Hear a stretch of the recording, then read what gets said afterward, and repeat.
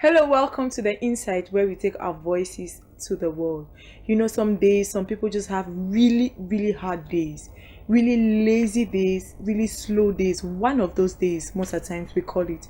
And we just need words of understanding and encouragement, words to boost us up and set us on our feet and enable us to do what we are supposed to do or help us stop doing what we are not supposed to be doing.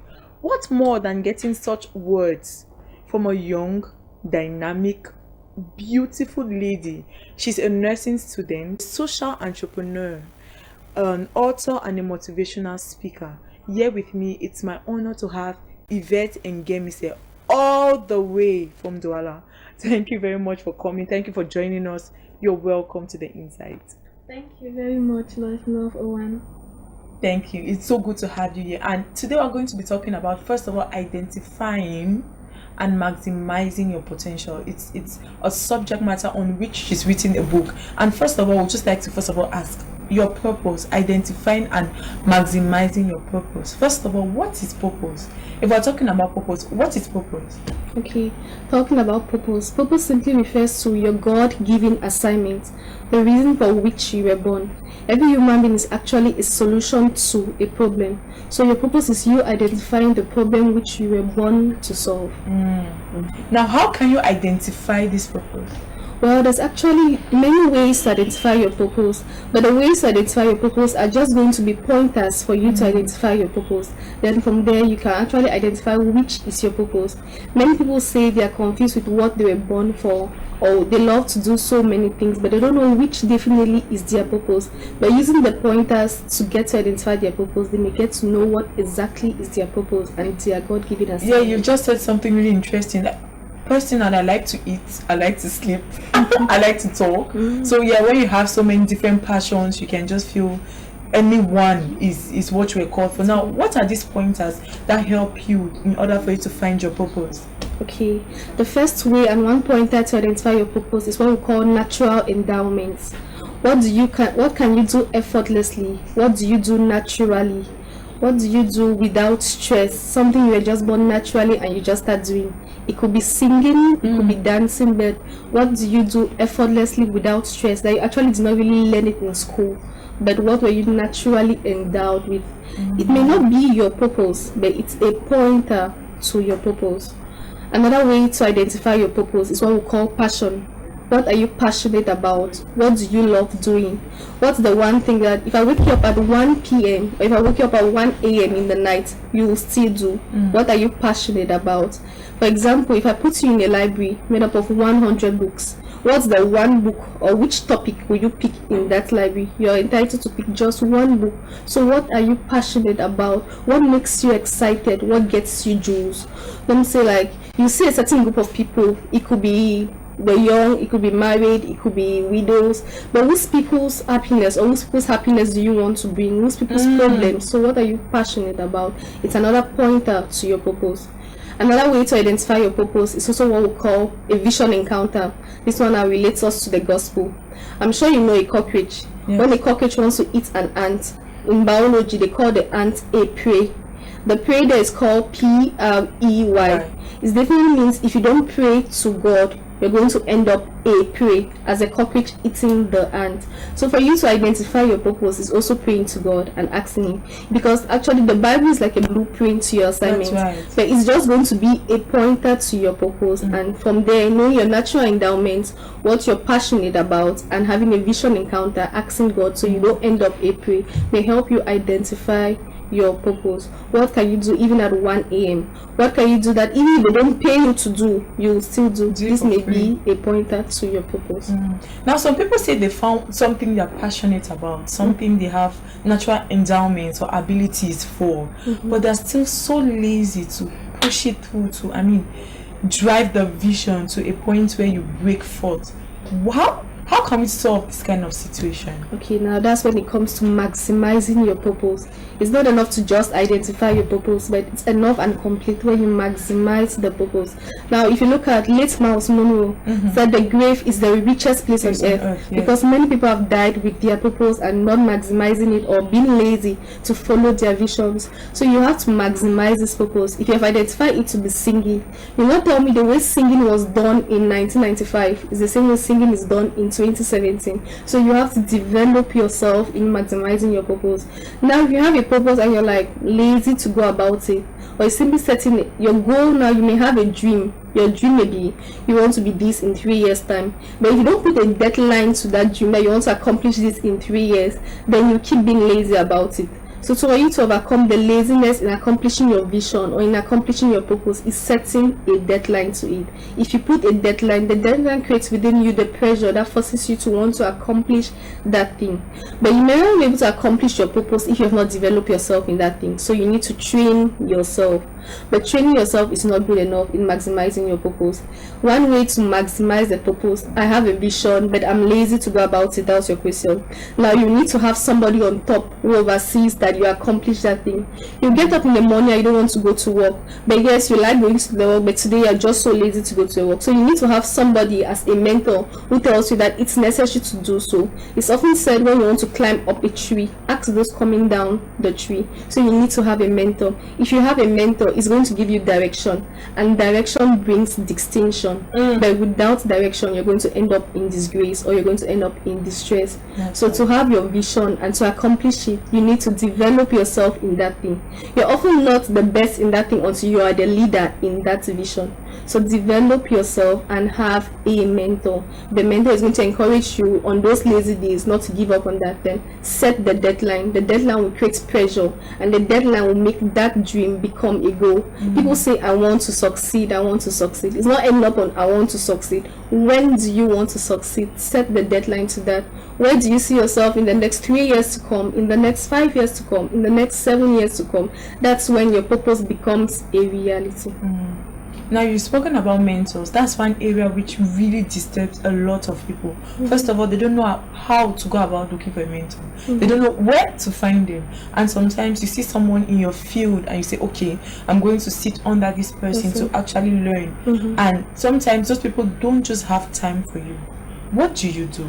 Okay. Firstly, we need to understand the definition of a mentor. The mentor is someone who has more experience or who has gained experience in that field you love.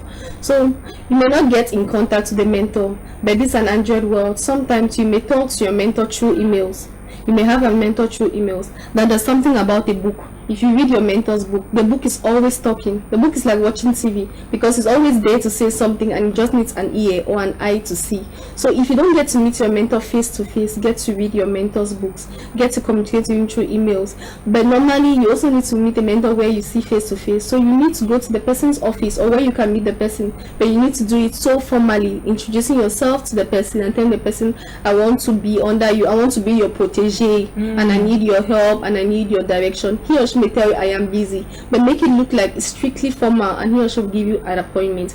But if it's not possible to meet this person or your mentor is super busy or is so far above you, then get to him through email, get to him through blogging. He may actually have a blog or a newspaper, Facebook page, but follow him or read his books. There you can communicate to your mentor because he's talking to you through that.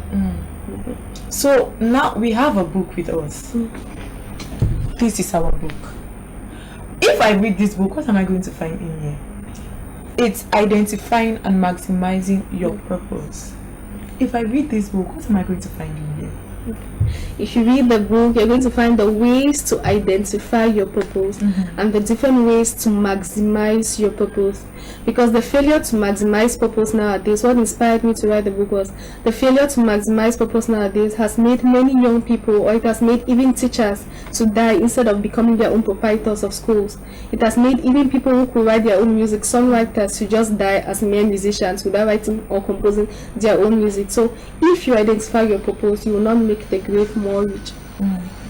So what pushed you to actually put down all this knowledge in a book? What even pushed you to want to help people? Because here it's written, if you're not informed, you're going to be deformed. Why do you care if I'm going to be deformed? Yeah, okay. If you're not informed, you're going to be deformed. What pushed me was actually my love for motivational speaking. I have a passion that each time I talk to someone or each time I talk to an audience, someone should get wisdom from what I have said. I don't just want to talk and let the 5 minutes of talking without somebody learning something from it. So I just had the passion that each time I want to communicate, my communication should come with something. So having my communication come with something, talking to someone, you don't need to pay to talk to someone. Talking to someone is for free anytime, whether on phone or face to face. So I knew I could help people just through my words. That's what pushed me. So we'll go on a little break, and when we come back, we'll learn about her as a person. Remember, she's a nursing student, she's a motivational speaker, an author, and a social entrepreneur, and she has so much insight. You will want to come back to us after this short break.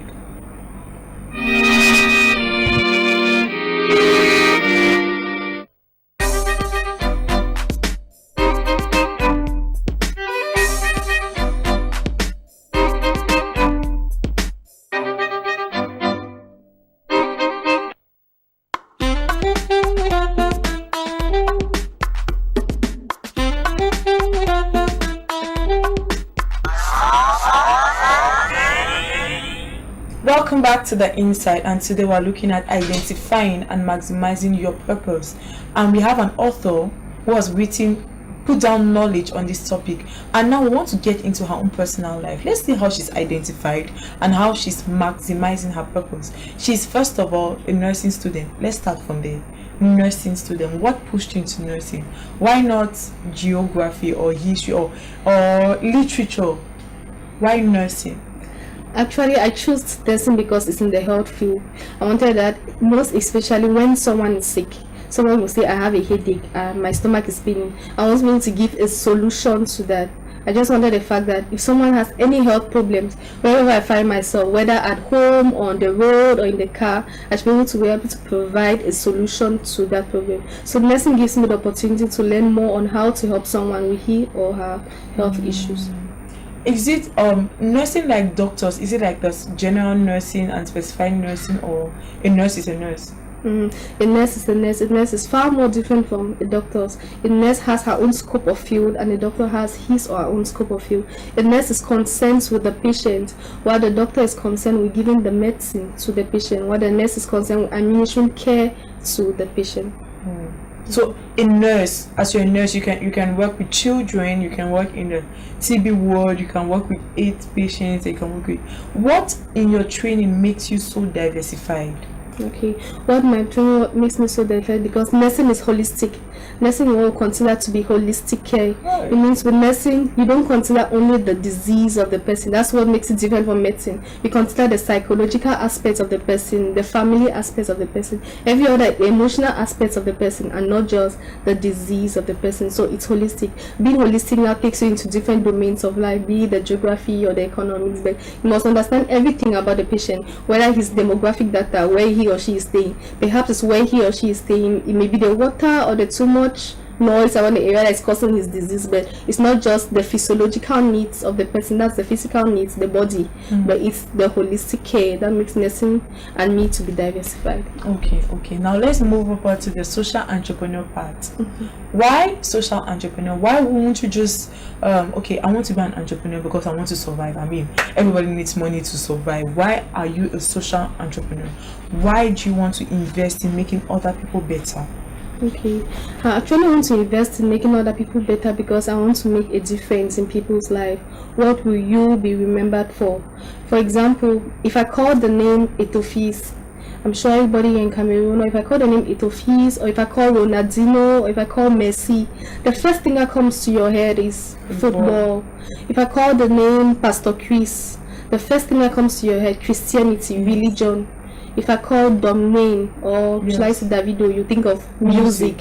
But if I call the name Yvette, if I call the name Love, if I call the name Mary, whatever your name is, if I call your name, what's the one word that can be said about you? What is your difference? So what inspired me was that I discovered my difference was that I wanted to make an impact in people's life, giving them motivation not to give up.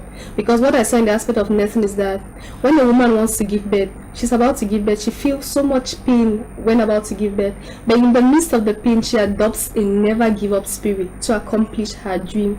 So for me to make people accomplish their dream, I need to give them that never give up spirit by motivating them and being a social entrepreneur.